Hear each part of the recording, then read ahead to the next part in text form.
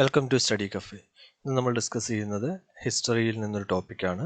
School പാഠപുസ്തകങ്ങളെ അടിസ്ഥാനമാക്കിയാണ് കാര്യങ്ങൾ discuss ചെയ്യുന്നത്. ടോപ്പിക്ക് കച്ചവടത്തിൽ നിന്നും അധികാരത്തിലേക്ക്. ഇന്ത്യയിലേക്കുള്ള വിദേശികളുടെ ആഗമനവും അവരുടെ കച്ചവട ബന്ധങ്ങൾ സ്ഥാപിക്കുകയും അതിനുശേഷം ഇവിടെ അധികാരം പിടിച്ചെടുക്കുകയും ചെയ്ത കാര്യങ്ങളെക്കുറിച്ചൊക്കെയാണ് നമ്മൾ ഈ ടോപ്പിക്കിൽ ഡിസ്കസ് ചെയ്യുന്നത്. ആദ്യത്തേത് പോർച്ചുഗീസ് ആഗമനം. ഇന്ത്യയിലേക്ക് എത്തിയ ആദ്യ വിദേശികൾ എന്ന് പറയുന്ന ആദ്യ യൂറോപ്യന്മാർ എന്ന് പറയുന്നതാണ് പോർച്ചുഗീസുകാർ എന്ന് പറയുന്നത്. പോർച്ചുഗീസുകാർ അറിയപ്പെട്ടിരുന്ന മറ്റൊരു പേരാണ് പറങ്കികൾ. പറങ്കികൾ എന്നാണ് അവർ വിളിച്ചിരുന്നത്. പോർച്ചുഗീസുകാർ അറിയപ്പെട്ടിരുന്ന മറ്റൊരു പേര് പറങ്കികൾ. വാസ്കോ ഡ ഗാമ കേരളത്തിലെത്തിയ വർഷം, ആ വർഷം ഇമ്പോർട്ടൻ്റ് ആണ്. 1498.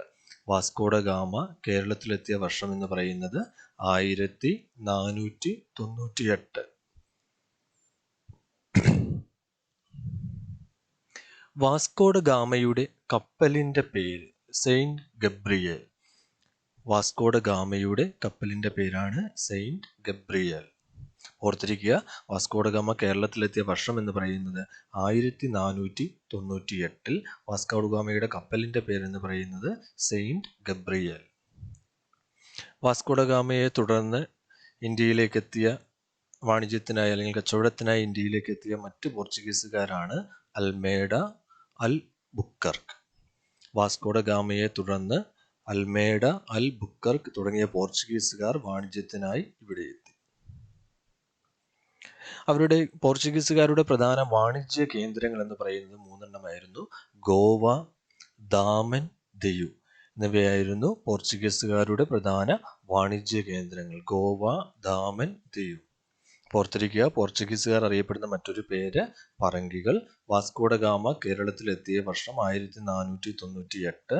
വാസ്കോ ഡ ഗാമയുടെ കപ്പലിന്റെ പേരാണ് സെയിന്റ് ഗബ്രിയേൽ. കോഴിക്കോട് ജില്ലയിലെ കാപ്പാടാണ് വാസ്കോ ഡ ഗാമ വന്നത്. പക്ഷേ കോഴിക്കോട് ഭരണാധികാരിയായിരുന്ന സാമൂതിരി വാസ്കോ ഡ ഗാമയ്ക്ക് വേണ്ട കച്ചവട സൗകര്യങ്ങൾ ഒരുക്കി കൊടുത്തില്ല, അല്ലെങ്കിൽ കച്ചവടം ചെയ്യുന്നതിൽ താല്പര്യം കാണിച്ചില്ല. അതുകൊണ്ട് അദ്ദേഹം കണ്ണൂരിലേക്ക് പോയി. കണ്ണൂരിൽ നിന്ന് വേണ്ട സുഗന്ധവ്യഞ്ജനങ്ങളും കാര്യങ്ങളും ശേഖരിച്ചുകൊണ്ട് തിരിച്ച് പോർച്ചുഗീസിലേക്ക് പോവുകയാണ് ചെയ്തത്. ഓർത്തിരിക്കുക, വാസ്കോ ഡ ഗാമ കേരളത്തിലെത്തിയ വർഷം 1498. എത്തിയത് എവിടെയാണ്? കോഴിക്കോട് ജില്ലയിലെ കാപ്പാട്. വാസ്കോ ഡ ഗാമയുടെ കപ്പലിന്റെ പേരാണ് സെയിന്റ് ഗബ്രിയേൽ. പോർച്ചുഗീസുകാരുടെ പ്രധാന വാണിജ്യ കേന്ദ്രങ്ങൾ എന്ന് പറയുന്നത് ഗോവ, ദാമൻ, ദിയു. പിന്നെ പോർച്ചുഗീസ് ബന്ധവുമായി ബന്ധപ്പെട്ട ചില കാര്യങ്ങളെ കുറിച്ചാണ് നമ്മൾ ഇനി അടുത്ത് പറയുന്നത്. പോർച്ചുഗീസുകാർ കേരളത്തിൽ പണിത ചില കോട്ടകളൊക്കെ ഉണ്ട്, അതിനെക്കുറിച്ചാണ് പറയുന്നത്. തൃശ്ശൂർ ജില്ലയിലെ കോട്ടപ്പുറം കോട്ട, കൊടുങ്ങല്ലൂരിനടുത്ത് മാള എന്ന സ്ഥലത്താണ് കോട്ടപ്പുറം കോട്ടയും കണ്ണൂരിലെ സെന്റ് ആഞ്ചലോ കോട്ടയും പണി കഴിപ്പിച്ചത് പോർച്ചുഗീസുകാരാണ്. അപ്പോൾ കോട്ടകളുടെ പേരും സ്ഥിതി ചെയ്യുന്ന സ്ഥലവും ഒന്ന് ഓർത്ത് വെച്ചോണം. കോട്ടപ്പുറം കോട്ട സ്ഥിതി ചെയ്യുന്നത് തൃശ്ശൂർ ജില്ലയിലെ മാളയിലും സെയിന്റ് ആഞ്ചലോ കോട്ട സ്ഥിതി ചെയ്യുന്നത് കണ്ണൂരുമാണ്. കോട്ടപ്പുറം കോട്ടയും സെയിന്റ് ആഞ്ചലോ കോട്ടയും പണി കഴിപ്പിച്ച വിദേശികൾ എന്ന് പറയുന്നത് പോർച്ചുഗീസുകാരാണ്. ഇനി അവർ നമുക്ക് നൽകിയ കാർഷിക സംഭാവനകളാണ്. വറ്റൽ മുളക്, കശുവണ്ടി, പുകയില എന്നിവ ഇന്ത്യയിൽ കൊണ്ടുവന്നത് പോർച്ചുഗീസുകാരാണ്. വറ്റൽ മുളക്, കശുവണ്ടി, പുകയില എന്നിവ ഇവിടെ കൊണ്ടുവന്നത് പോർച്ചുഗീസുകാരാണ്. അതുപോലെ തന്നെ അച്ചടി യന്ത്രം പ്രചരിപ്പിച്ചതും ചവിട്ട് നാടകം എന്ന കലാരൂപം വികസിപ്പിച്ചതും പോർച്ചുഗീസ് ബന്ധത്തിന്റെ ഫലമായാണ്. ഓർത്തിരിക്കുക, അച്ചടി യന്ത്രം, ചവിട്ട് നാടകം, ഇത് രണ്ടും ഏത് വിദേശികളുമായി ബന്ധപ്പെട്ടിരിക്കുന്നു? പോർച്ചുഗീസുകാരുമായി ബന്ധപ്പെട്ടിരിക്കുന്നു. വറ്റൽ മുളക്, കശുവണ്ടി, പുകയില തുടങ്ങിയ കാർഷിക വിളകൾ കൊണ്ടുവന്നതും പോർച്ചുഗീസുകാര്. കോട്ടപ്പുറം കോട്ടയും സെന്റ് ആഞ്ചലോ കോട്ടയും പണി കഴിപ്പിച്ചത് പോർച്ചുഗീസുകാർ. കോട്ടപ്പുറം കോട്ട തൃശ്ശൂർ ജില്ലയിലെ മാളയിലും സെന്റ് ആഞ്ചലോ കോട്ട കണ്ണൂരുമാണ് സ്ഥിതി ചെയ്യുന്നത്. ഇനി പോർച്ചുഗീസുകാർക്ക് നേരിട്ട പ്രശ്നങ്ങൾ എന്ന് പറയുന്നത്, ഇന്ത്യയിൽ കൂടുതൽ വാണിജ്യ കേന്ദ്രങ്ങൾ സ്ഥാപിക്കാൻ പോർച്ചുഗീസുകാർക്ക് സാധിച്ചില്ല. അതിന് കാരണം എന്ന് പറയുന്നത്, പോർച്ചുഗീസുകാർക്ക് ഇന്ത്യയിൽ കൂടുതൽ വാണിജ്യ കേന്ദ്രങ്ങൾ സ്ഥാപിക്കാൻ സാധിക്കാത്തതിന്റെ പ്രധാന കാരണം എന്ന് പറയുന്നത്, മറ്റ് യൂറോപ്യൻ ശക്തികളുമായി മത്സരിക്കുവാനുള്ള സാമ്പത്തികവും സൈനികവുമായ ശേഷി അവർക്കുണ്ടായിരുന്നില്ല. ഇന്ത്യയിൽ കൂടുതൽ വാണിജ്യ കേന്ദ്രങ്ങൾ സ്ഥാപിക്കുവാൻ പോർച്ചുഗീസുകാർക്ക് സാധിക്കാത്തതിന്റെ പ്രധാന ഘടകങ്ങൾ എന്ന് പറയുന്നത്, മറ്റ് യൂറോപ്യൻ ശക്തികളുമായി അതായത് ബ്രിട്ടീഷുകാരുമായിട്ടും ഫ്രഞ്ചുകാരുമായിട്ടും ഒക്കെ മത്സരിക്കുവാനുള്ള സൈനിക ശക്തിയും സാമ്പത്തികവും പോർച്ചുഗീസുകാർക്കുണ്ടായിരുന്നില്ല. പിന്നെ പ്രാദേശികമായ ചെറുത്തുനിൽപ്പുകളും ഉണ്ടായിരുന്നു. ആ 2 പോയിന്റ്സ് ഓർത്ത് വെച്ചോണം. കച്ചവട ബന്ധങ്ങൾ സ്ഥാപിക്കാൻ പോർച്ചുഗീസുകാർക്ക് സാധിക്കാത്തതിന് കാര്യം സാമ്പത്തികവും സൈനികവുമായ ശേഷി അവർക്കുണ്ടായിരുന്നില്ല. പ്രാദേശികമായ ചെറുത്തുനിൽപ്പുകൾ നേരിടേണ്ടി വന്നു. പോർച്ചുഗീസുകാർക്കെതിരെ മലബാർ തീരം കേന്ദ്രീകരിച്ച് നടന്ന പ്രാദേശികമായ ചെറുത്തുനിൽപ്പുകൾക്ക് നേതൃത്വം കൊടുത്തത് കുഞ്ഞാലിമരയ്ക്കാരായിരുന്നു. മലബാർ തീരം കേന്ദ്രീകരിച്ച് പോർച്ചുഗീസുകാർക്കെതിരെ നടന്ന ചെറുത്തുനിൽപ്പുകൾക്ക് നേതൃത്വം കൊടുത്ത ആളാണ് കുഞ്ഞാലിമരയ്ക്കാർ. കുഞ്ഞാലിമരയ്ക്കാരെ കുറിച്ച് പറയുമ്പോഴത്തേക്ക് കോഴിക്കോട് ഭരണാധികാരിയായ സാമൂതിരിയുടെ നാവികപ്പടയുടെ തലവനായിരുന്നു കുഞ്ഞാലിമരയ്ക്കാർ. സാമൂതിരിയുടെ നാവികപ്പടയുടെ തലവനാണ് കുഞ്ഞാലിമരയ്ക്കാർ. മലബാർ തീരം കേന്ദ്രീകരിച്ച് പോർച്ചുഗീസുകാർക്കെതിരെ ചെറുത്തുനിൽപ്പ് നടത്തിയ ആളാണ് കുഞ്ഞാലിമരയ്ക്കാർ എന്ന് പറയുന്നത്. അടുത്ത വന്ന വിദേശികൾ എന്ന് പറയുന്നതാണ് ഡച്ചുകാരുടെ ആഗമനം. ഡച്ചുകാർ അറിയപ്പെടുന്ന മറ്റൊരു പേരാണ് ലെന്തക്കാർ. പോർച്ചുഗീസുകാർ അറിയപ്പെടുന്നത് പറങ്കികൾ, ഡച്ചുകാർ അറിയപ്പെടുന്ന മറ്റൊരു പേരെന്താണ്? ലെന്തക്കാർ. ഇപ്പൊ രണ്ടും ഓർത്ത് വെച്ചോണത് കേട്ടോ. പോർച്ചുഗീസുകാർ പറങ്കികളെന്നും ഡച്ചുകാരെ ലെന്തക്കാരെന്നുമാണ് വിളിച്ചിരുന്നത്. ഡച്ചുകാരുടെ പ്രധാന വാണിജ്യ കേന്ദ്രങ്ങൾ എന്ന് പറയുന്നത് കൊച്ചിയും കൊല്ലവുമാണ്. ഡച്ചുകാരുടെ പ്രധാന വാണിജ്യ കേന്ദ്രങ്ങൾ ഏതാണ്? കൊച്ചി, കൊല്ലം. നമ്മുടെ നാട്ടിലെ ഔഷധങ്ങളെ പറ്റി പരാമർശിക്കുന്ന ഹോർത്തൂസ് മലബാറിക്കസ് എന്ന പുസ്തകം തയ്യാറാക്കാൻ മുൻകൈയെടുത്ത വിദേശികളാണ് ഡച്ചുകാരനായ വാൻഡീവാണ് ഹോർത്തൂസ് മലബാറിക്കസ് എന്ന പുസ്തകം തയ്യാറാക്കുവാൻ മുൻകൈയെടുത്തത്. അപ്പോൾ ഹോർത്തൂസ് മലബാറിക്കസ് എന്ന പുസ്തകം തയ്യാറാക്കിയതുമായി ബന്ധപ്പെട്ട വിദേശികൾ എന്ന് പറയുന്നത് ഡച്ചുകാരാണ്. അതിന് ഡച്ചുകാരെ സഹായിച്ച മലയാളി എന്ന് പറയുന്നത് ഇട്ടി അച്യുതൻ വൈദ്യരാണ്. മലയാളിയായ ഇട്ടി അച്യുതൻ വൈദ്യരുടെ സഹായത്തോടെയാണ് ഹോർത്തൂസ് മലബാറിക്കസ് എന്ന കൃതി തയ്യാറാക്കിയത്. അപ്പോൾ ഓർത്തിരിക്കുക, ഡച്ചുകാർ അറിയപ്പെടുന്ന മറ്റൊരു പേര് ലെന്തക്കാർ. ഡച്ചുകാരുടെ പ്രധാന വാണിജ്യ കേന്ദ്രങ്ങൾ കൊച്ചി, കൊല്ലം. നമ്മുടെ നാട്ടിലെ ഔഷധ സസ്യങ്ങളെ പറ്റി പരാമർശിക്കുന്ന ഹോർത്തൂസ് മലബാറിക്കസ് എന്ന പുസ്തകം തയ്യാറാക്കുവാൻ മുൻകൈയെടുത്തത് ഡച്ചുകാരനായ വാൻഡീഡ് ആണ്. മലയാളിയായ ഇട്ടി അച്യുതൻ വൈദ്യരുടെ സഹായത്തോടെയാണ് ഈ കൃതി തയ്യാറാക്കിയത്.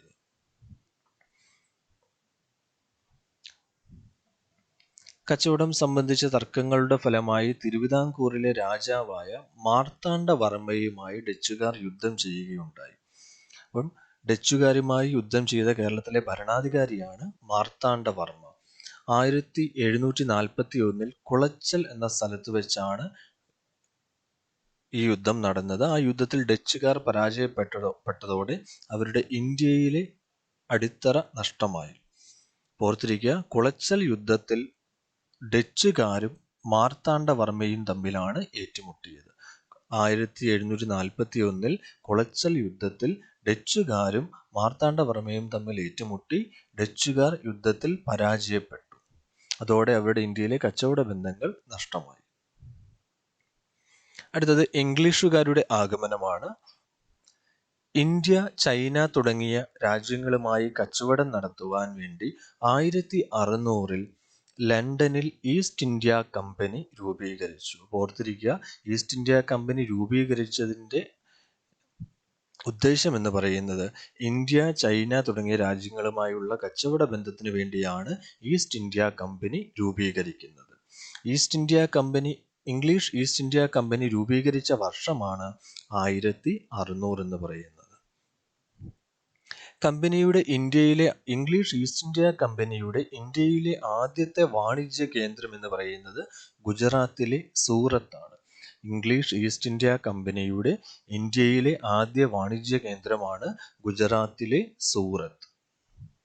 മദ്രാസ്, കൽക്കത്ത, ബോംബെ എന്നിവിടങ്ങളിൽ ഇംഗ്ലീഷ് ഈസ്റ്റ് ഇന്ത്യ കമ്പനി വാണിജ്യ കേന്ദ്രങ്ങൾ സ്ഥാപിച്ചിരുന്നു. ഓർത്തിരിക്കുക, കമ്പനി രൂപീകരിച്ചതിൻ്റെ ഉദ്ദേശം ഇന്ത്യ, ചൈന എന്നീ രാജ്യങ്ങളുമായുള്ള കച്ചവടം, ഇംഗ്ലീഷ് ഈസ്റ്റ് ഇന്ത്യ കമ്പനി രൂപീകരിക്കുന്നത് 1600-ൽ. ഇന്ത്യയിലെ അവരുടെ ആദ്യ വാണിജ്യ കേന്ദ്രം എന്ന് പറയുന്നത് ഗുജറാത്തിലെ സൂറത്ത്. മറ്റ് സ്ഥലങ്ങൾ, വാണിജ്യ കേന്ദ്രങ്ങൾ സ്ഥാപിക്കപ്പെട്ട മറ്റ് സ്ഥലങ്ങൾ എന്ന് പറയുന്ന മദ്രാസ് അഥവാ ചെന്നൈ, കൽക്കത്ത, ബോംബെ എന്നിവിടങ്ങളിൽ ഇംഗ്ലീഷ് ഈസ്റ്റ് ഇന്ത്യ കമ്പനി വാണിജ്യ കേന്ദ്രങ്ങൾ സ്ഥാപിച്ചു. അടുത്ത ഫ്രഞ്ച് വാണിജ്യ ബന്ധങ്ങളാണ്. ഫ്രഞ്ചുകാരുടെ ആഗമനമാണ് നമുക്ക് പറയേണ്ടത്. 1664-ൽ ഫ്രഞ്ച് ഈസ്റ്റ് ഇന്ത്യ കമ്പനി രൂപീകരിച്ചു. അപ്പൊ ഇംഗ്ലീഷ് ഈസ്റ്റ് ഇന്ത്യ കമ്പനി 1600-ലാണ്. എന്നാൽ ഫ്രഞ്ച് ഈസ്റ്റ് ഇന്ത്യ കമ്പനി രൂപീകരിച്ചതെന്ന് പറയുന്നത് 1664-ലാണ്. ഇതോടെ കച്ചവട ലക്ഷ്യങ്ങളുമായി ഫ്രഞ്ചുകാർ ഇന്ത്യയിലെത്തി. ഇന്ത്യയുമായുള്ള കച്ചവടമായിരുന്നു ഫ്രഞ്ച് ഈസ്റ്റ് ഇന്ത്യ കമ്പനിയുടെ രൂപീകരണത്തിന്റെ ഉദ്ദേശം എന്ന് പറയുന്നത്. ഫ്രഞ്ചുകാരുടെ പ്രധാന കച്ചവട കേന്ദ്രങ്ങൾ എന്ന് പറയുന്നതാണ് പോണ്ടിച്ചേരി അഥവാ പുതുച്ചേരി, മാഹി, കാരയ്ക്കൽ. ഫ്രഞ്ചുകാരുടെ പ്രധാന കച്ചവട കേന്ദ്രങ്ങൾ എന്ന് പറയുന്നത് പോണ്ടിച്ചേരി, മാഹി, കാരയ്ക്കൽ. ഈ ഫ്രഞ്ചുകാരുടെ പ്രവർത്തനങ്ങൾ കേന്ദ്രീകരിച്ചിരുന്ന അല്ലെങ്കിൽ അവരുടെ പ്രവർത്തനങ്ങളുടെ ആസ്ഥാനം എന്ന് പറയുന്ന സ്ഥലം പോണ്ടിച്ചേരിയാണ്. ഫ്രഞ്ചുകാരുടെ പ്രവർത്തനങ്ങളുടെ ആസ്ഥാനം എന്ന് പറയുന്നത് പോണ്ടിച്ചേരി. പ്രധാന കച്ചവട കേന്ദ്രങ്ങളാണ് പോണ്ടിച്ചേരി, മാഹി, കാരയ്ക്കൽ. അപ്പം പല വിദേശികൾ ഇന്ത്യയിലേക്ക് വന്നു. പോർച്ചുഗീസുകാർ വന്നു, ഫ്രഞ്ചുകാർ വന്നു. അപ്പം പല വിദേശികൾ ഇന്ത്യയിലേക്ക് എത്തിയെന്ന് നമ്മൾ പറഞ്ഞു. ഈ വിദേശികൾ കച്ചവട താല്പര്യങ്ങൾക്കായി ഇന്ത്യയിലേക്ക് എത്തിയപ്പോൾ ഇവർ തമ്മിലുള്ള ഒരു മത്സരം കടുക്കുകയുണ്ടായി. അപ്പം കച്ചവടം മേൽക്കോയ്മ നേടുവാൻ വേണ്ടി ഈ വിദേശികൾ തമ്മിലുള്ള മത്സരങ്ങൾ ഉണ്ടായി. അപ്പോൾ യൂറോപ്യൻ രാജ്യങ്ങൾ ഇന്ത്യയിൽ കച്ചവട ആധിപത്യം നേടാൻ പരസ്പരം മത്സരിച്ചു. പോർച്ചുഗീസുകാരും ഡച്ചുകാരും, ആദ്യം ഇന്ത്യയിലെത്തിയത് പോർച്ചുഗീസുകാരെന്ന് പറഞ്ഞു, അതിനുശേഷം ഡച്ചുകാർ വന്നു, അതിനുശേഷം ബ്രിട്ടീഷുകാരെത്തി, അതിനുശേഷം ഫ്രഞ്ചുകാരെത്തി. അപ്പോൾ ഈ വിദേശികൾ തമ്മിലുള്ള മത്സരത്തിന്റെ ഫലമായി പോർച്ചുഗീസുകാരും ഡച്ചുകാരും ആദ്യം തന്നെ പരാജയപ്പെട്ടു. ഇവിടെ കച്ചവട മേൽക്കോയ്മ നേടുവാൻ അവർക്ക് സാധിച്ചില്ല. പിന്നീട് ഇംഗ്ലീഷുകാരും ഫ്രഞ്ചുകാരും തമ്മിലായി കച്ചവട മേൽക്കോയ്മയ്ക്ക് വേണ്ടി അല്ലെങ്കിൽ കച്ചവട ആധിപത്യത്തിന് വേണ്ടിയുള്ള മത്സരം എന്ന് പറയുന്നത്.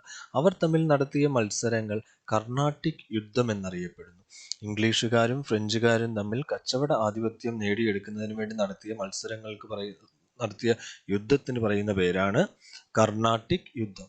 ഈ യുദ്ധത്തിൽ ഇംഗ്ലീഷുകാർ ജയിച്ചു, ഫ്രഞ്ചുകാർ പരാജയപ്പെട്ടു. അപ്പൊ കർണാട്ടിക് യുദ്ധത്തിൽ ജയിച്ചത് ഇംഗ്ലീഷുകാരും പരാജയപ്പെട്ടത് ഫ്രഞ്ചുകാരും. എന്തുകൊണ്ടാണ് കർണാട്ടിക് യുദ്ധം എന്നറിയപ്പെടുന്നത് ചോദിച്ചു കഴിഞ്ഞാൽ അതിന് കാരണം ഇത്രയേ ഉള്ളൂ. ഇന്നത്തെ തമിഴ്നാടിന്റെ ഭൂരിപക്ഷ പ്രദേശമായ കർണാട്ടിക് പ്രദേശത്താണ് ഈ യുദ്ധങ്ങൾ കൂടുതലും അവർ തമ്മിലുള്ള മത്സരങ്ങൾ കൂടുതലും നടന്നിരുന്നത്. അതുകൊണ്ടാണ് ഇത് കർണാട്ടിക് യുദ്ധങ്ങൾ എന്നറിയപ്പെടുന്നത്. അപ്പോൾ കർണാട്ടിക് യുദ്ധങ്ങൾ നടന്നത് ഇംഗ്ലീഷുകാരും ഫ്രഞ്ചുകാരും തമ്മിലാണ്. അതിൽ ഫ്രഞ്ചുകാർ പരാജയപ്പെട്ടു. അതോടുകൂടി ഇന്ത്യയിലെ കച്ചവട ആധിപത്യം പൂർണ്ണമായും ആര് നേടിയെടുത്തു? ബ്രിട്ടീഷുകാർ നേടിയെടുത്തു. അപ്പൊ കച്ചവട ആധിപത്യം പൂർണ്ണമായും നേടിയെടുത്തു കഴിഞ്ഞപ്പോൾ അവർ ഇവിടെ അധികാരം പിടിച്ചെടുക്കാനുള്ള ശ്രമങ്ങൾ ആരംഭിച്ചു. അങ്ങനെ ഇംഗ്ലീഷ് ഈസ്റ്റ് ഇന്ത്യ കമ്പനി ഇന്ത്യയിൽ അധികാരത്തിലേക്ക് വരികയാണ്. വാണിജ്യ ആധിപത്യത്തിന് വേണ്ടിയുള്ള മത്സരത്തിൽ വിജയിച്ച ഇംഗ്ലീഷ് ഈസ്റ്റ് ഇന്ത്യ കമ്പനിയുടെ അടുത്ത ലക്ഷ്യം ഇന്ത്യയിൽ അധികാരം നേടുക എന്നതായിരുന്നു. ബംഗാളിലായിരുന്നു കമ്പനി ആദ്യമായി അധികാരം നേടിയെടുത്തത്. ഓർത്തിരിക്കുക, ഇംഗ്ലീഷ് ഈസ്റ്റ് ഇന്ത്യ കമ്പനി ആദ്യമായി അധികാരം നേടിയെടുത്തത് എവിടെയാണ്? Bengal. English east India company ആദ്യമായി അധികാരം നേടിയെടുത്തത് ബംഗാൾ. അതിനവരെ പ്രേരിപ്പിച്ച ഘടകം എന്ന് പറയുന്നത് ബംഗാളിന്റെ കാർഷിക സമൃദ്ധിയും കച്ചവട സൗകര്യങ്ങളുമാണ്. കാർഷിക സമൃദ്ധിയും കച്ചവട സൗകര്യങ്ങളുമാണ് ബംഗാളിൽ അധികാരം നേടാൻ കമ്പനിയെ പ്രേരിപ്പിച്ചത്. ആ പോയിന്റ് ഓർത്ത് വെച്ചോണം. ആദ്യമായി അധികാരം നേടിയത് ബംഗാളിൽ അധികാരം നേടിയെടുക്കുവാൻ ബ്രിട്ടീഷുകാരെ പ്രേരിപ്പിച്ചത് ബംഗാളിന്റെ കാർഷിക സമൃദ്ധിയും കച്ചവട സൗകര്യങ്ങളുമാണ്. 1757-ൽ ബംഗാളിലെ നവാബായിരുന്ന സിറാജുദ്ദൗളയെ പ്ലാസി യുദ്ധത്തിൽ ബ്രിട്ടീഷുകാർ പരാജയപ്പെടുത്തി. ബംഗാളിൽ അധികാരം നേടിയെടുക്കുന്നതിന് വേണ്ടി ബംഗാളിലെ നവാബും ബ്രിട്ടീഷുകാരും തമ്മിൽ നടന്ന യുദ്ധമാണ് പ്ലാസി യുദ്ധം എന്നറിയപ്പെടുന്നത്. പ്ലാസി യുദ്ധം നടന്ന വർഷമാണ് 1757. പ്ലാസി യുദ്ധത്തിൽ സിറാജുദ്ദൗള പരാജയപ്പെട്ടു. പ്ലാസി യുദ്ധത്തിൽ പരാജയപ്പെട്ട ഭരണാധികാരിയാണ് സിറാജുദ്ദൗള. വിജയിച്ചത് ബ്രിട്ടീഷുകാരാണ്. അതിനുശേഷം 1764-ൽ ബക്സാർ യുദ്ധവും വിജയിച്ചതോടുകൂടി ബംഗാൾ കമ്പനിയുടെ പൂർണ്ണ നിയന്ത്രണത്തിലായി മാറി.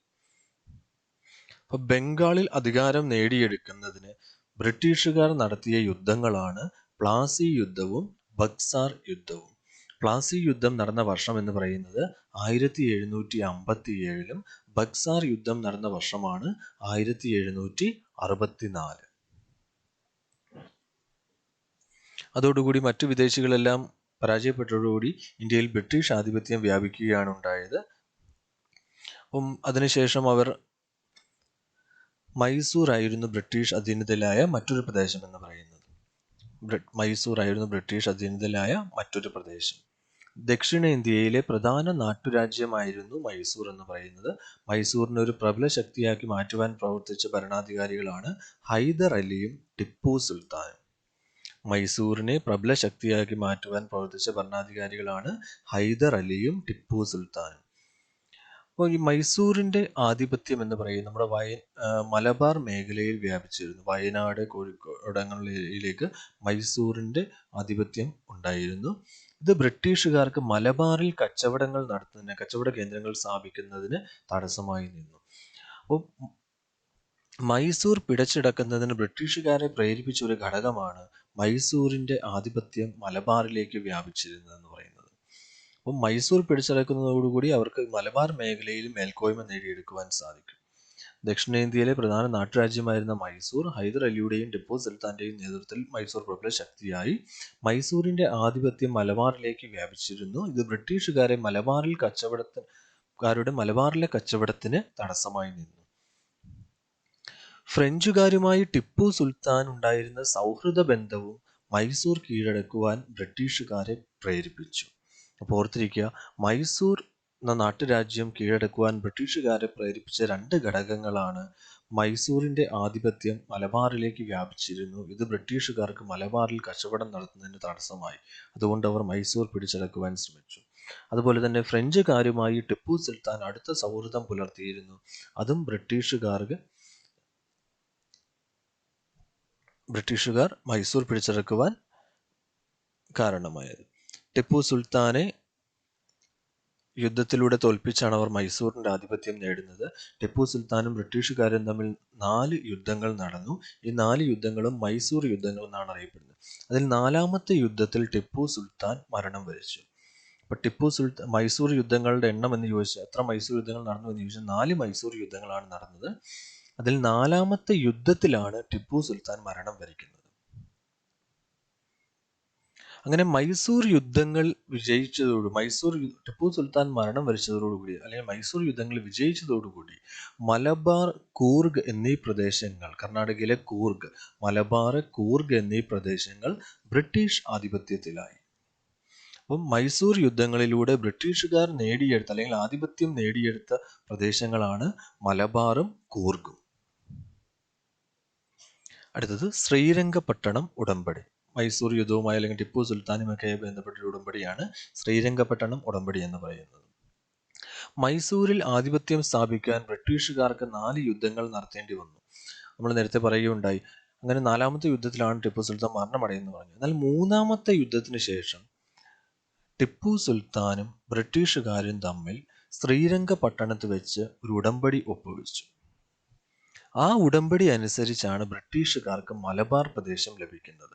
3ാം മൈസൂർ യുദ്ധത്തിന് ശേഷം ടിപ്പു സുൽത്താനുമായി ശ്രീരംഗപട്ടണത്ത് വെച്ച് ഒപ്പുവെച്ച ഉടമ്പടി അനുസരിച്ചാണ് മലബാർ പ്രദേശം ബ്രിട്ടീഷുകാർക്ക് ലഭിക്കുന്നത്. ഓർത്തു വെക്കുക, മലബാർ പ്രദേശം ബ്രിട്ടീഷുകാർക്ക് ലഭിച്ചത് എങ്ങനെയെന്ന് ചോദിച്ചു കഴിഞ്ഞാൽ ശ്രീരംഗപട്ടണം ഉടമ്പടിയിലൂടെ 3ാം മൈസൂർ യുദ്ധത്തിന് ശേഷം ഒപ്പുവെച്ച ശ്രീരംഗപട്ടണം ഉടമ്പടി അനുസരിച്ചാണ് മലബാർ പ്രദേശം ബ്രിട്ടീഷുകാർക്ക് ലഭിക്കുന്നത്.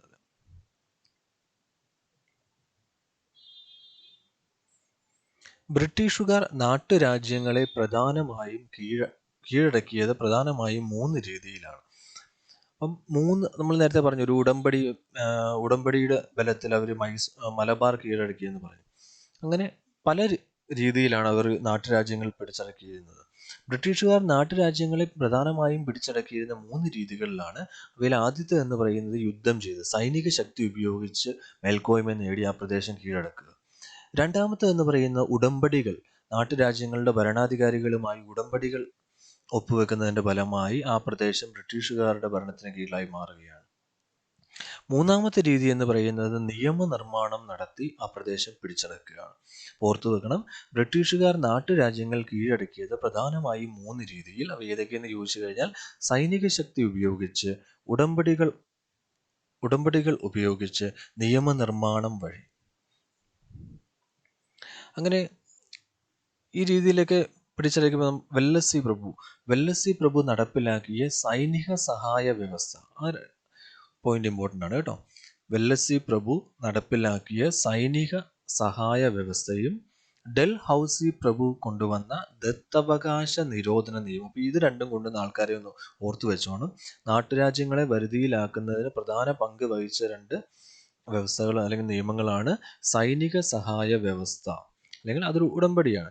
നാട്ടുരാജ്യത്തിന് ബ്രിട്ടീഷുകാർ സൈനിക സഹായം നൽകും. അതിന് പകരമായി ആ നാട്ടുരാജ്യം ഭരിക്കുന്നത് എന്ന് പറയുന്നത് ബ്രിട്ടീഷുകാരുടെ ഒരു പ്രതിനിധിയായിരിക്കും രാജ്യം ഭരിക്കുന്നത് എന്ന് പറയുന്നത്. അപ്പോൾ വെല്ലസി പ്രഭുവാണ് സൈനിക സഹായ വ്യവസ്ഥ കൊണ്ടുവരുന്നത്. ദത്തവകാശ നിരോധന നിയമം നടപ്പിലാക്കിയതെന്ന് പറയുന്നത് ഡൽഹൌസി പ്രഭുവാണ്. ഇനി അതെന്താ നമുക്കൊന്ന് പറയാം. സൈനിക സഹായ വ്യവസ്ഥയിൽ ഹൈദരാബാദ്, തഞ്ചാവൂർ, ഇൻഡോർ തുടങ്ങിയ നാട്ടുരാജ്യങ്ങൾ ഒപ്പുവെച്ചു. അങ്ങനെ സൈനിക സഹായ വ്യവസ്ഥയിൽ ഒപ്പുവെച്ച നാട്ടുരാജ്യങ്ങളാണ് ഹൈദരാബാദ്, തഞ്ചാവൂർ, ഇൻഡോർ. ഓർത്തു വെക്കണം, സൈനിക സഹായ വ്യവസ്ഥയിൽ ഒപ്പുവെച്ച നാട്ടുരാജ്യങ്ങൾ ഹൈദരാബാദ്, തഞ്ചാവൂർ, ഇൻഡോർ. അങ്ങനെ ദത്തവകാശ നിരോധന നിയമത്തിലൂടെ ബ്രിട്ടീഷുകാർ പിടിച്ചെടുത്ത സ്ഥലങ്ങളാണ് സാമ്പൽപൂർ, സത്താറ, ഉദയ്പൂർ, ഝാൻസി, നാഗ്പൂർ. അപ്പോൾ സൈനിക സഹായ വ്യവസ്ഥ ഹൈദരാബാദ്, തഞ്ചാവൂർ, ഇൻഡോർ. ദത്തവകാശ നിരോധന നിയമം സാമ്പൽപൂർ, സത്താറ, ഉദയ്പൂർ, ഝാൻസി, നാഗ്പൂർ. നമ്മൾ നേരത്തെ പറഞ്ഞു, സൈനിക സഹായ വ്യവസ്ഥയിൽ ചേരുന്ന നാട്ടുരാജ്യങ്ങൾക്ക് കമ്പനി സുരക്ഷ ഉറപ്പ് നൽകിയിരുന്നു. എന്നാൽ ഈ രാജ്യങ്ങളുടെ ഭരണം യഥാർത്ഥത്തിൽ നടത്തിയത് കമ്പനിയുടെ പ്രതിനിധികളായിരുന്നു. സൈനിക സഹായ വ്യവസ്ഥയുടെ 2 പ്രോപ്പർട്ടീസ് ആണ് പറഞ്ഞിരിക്കുന്നത്. അതിൽ ഒപ്പുവെക്കുന്ന രാജ്യങ്ങൾക്ക് സുരക്ഷ കമ്പനി നൽകി, എന്നാൽ ഭരണം നടത്തിയത് കമ്പനിയുടെ പ്രതിനിധികളാണ് ആ രാജ്യം ഭരിച്ചതെന്ന് പറയുന്നത്. അതുപോലെ തന്നെ ദത്തവകാശ നിരോധന നിയമത്തിലേക്ക് വരുമ്പോഴത്തേക്ക് പുരുഷ അനന്തരാവകാശികളില്ലാത്ത നാട്ടുരാജാക്കന്മാർ കുട്ടികളെ ദത്തെടുക്കുന്ന സമ്പ്രദായം നിലവിലുണ്ടായിരുന്നു. അവർക്ക് ആ രാജാവിൻ്റെ മരണശേഷം രാജ്യത്തിൻ്റെ അധികാരവും ലഭിച്ചിരുന്നു. എന്നാൽ ഡൽഹൌസി പ്രഭു നടപ്പിലാക്കിയ ദത്തവകാശ നിരോധന നിയമം രാജാക്കന്മാരുടെ ഈ അവകാശത്തെ ഇല്ലാതാക്കുകയാണ് ചെയ്യുന്നത്. പുരുഷ അനന്തരാവകാശി ഇല്ലാത്ത ഒരു രാജാവ് മരിച്ചാൽ ആ രാജ്യം ബ്രിട്ടീഷ് ഇന്ത്യയോട് കൂട്ടിച്ചേർക്കാനും ഇതിൽ വ്യവസ്ഥ ചെയ്തു. ഓർത്തു വെക്കണം, പുരുഷ അനന്തരാവകാശി ഇല്ലാത്തൊരു രാജാവ് മരിച്ചാൽ ആ രാജ്യം ബ്രിട്ടീഷ് ഇന്ത്യയോട് കൂട്ടിച്ചേർക്കാൻ വ്യവസ്ഥ ചെയ്ത നിയമം എന്ന് പറയുന്നതാണ് ഇത് ദത്തവകാശ നിരോധന നിയമം. അപ്പം കച്ചവടത്തിൽ നിന്നും അധികാരത്തിലേക്ക് എന്ന ടോപ്പിക് നമ്മുടെ അവസാനിക്കുകയാണ്. അപ്പം കൂടുതൽ കാര്യങ്ങളൊക്കെ നമ്മൾ വീഡിയോയിൽ ഉൾപ്പെടുത്തുന്നുണ്ട്. അപ്പം ചാനൽ എല്ലാവരും സബ്സ്ക്രൈബ് ചെയ്യുക. വീഡിയോസ് ഇഷ്ടമായെങ്കിൽ ചാനൽ സബ്സ്ക്രൈബ് ചെയ്യുക. കൂടുതൽ വീഡിയോസ് വരും ദിവസങ്ങളിൽ നമ്മളോട് ചെയ്യുന്നതായിരിക്കും. അപ്പോൾ നിങ്ങൾ വീഡിയോസൊക്കെ കാണുക. Thank you for watching study cafe.